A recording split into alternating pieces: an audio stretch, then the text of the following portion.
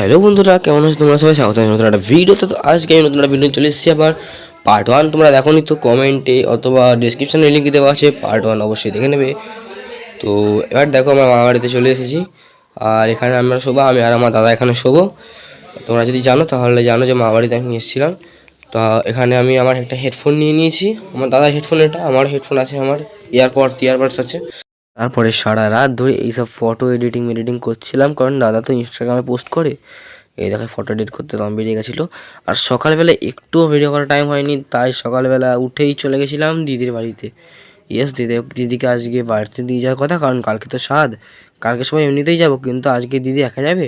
তার জন্য দিদির সঙ্গে আমি আর দিদা যাচ্ছিলাম। এটা আমার দিদির বাড়ির গ্রাম, এখানে প্রথমবার এসেছি। দেখো কি সুন্দর জায়গাটা, এখানে একটা গ্রাম্য পরিবেশ আছে যেটা স্বাস্থ্যের পক্ষে খুবই ভালো। তো এখানে তোমরা ভিডিওটাকে এনজয় করো, একটা ছোট্ট ক্লিপ তোমাদের জন্য দেওয়া হলো।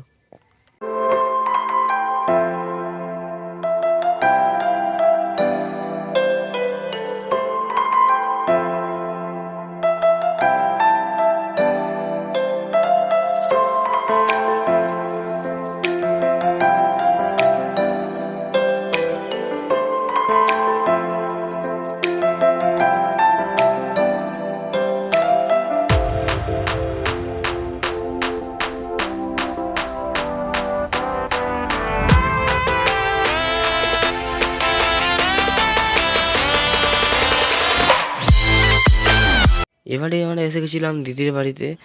এখানে দুবেলা এসেছি, 3টে নাগাদ এসেছি।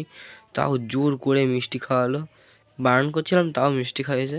এবং এখানে আমরা এসে কিছুক্ষণ টাইম স্পেন্ড করলাম। টাইম স্পেন্ড করার পরে তাড়াতাড়ি চলে গেলাম বাড়ির দিকে, কারণ বাড়িতে গিয়ে মেলাতেও যেতে হয় বলে কথা।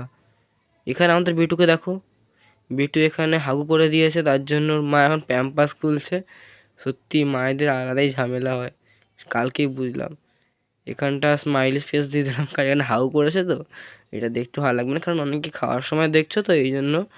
এ দেখো আমাদের ভাইকে কিউট লাগছে দেখতে।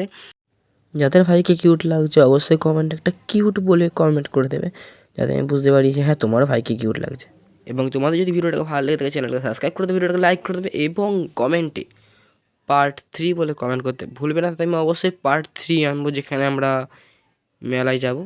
আজকেই যাওয়ার কথা, তোমরা কমেন্ট করলে আজকের ব্লগটাও বানিয়ে নেবো তাহলে।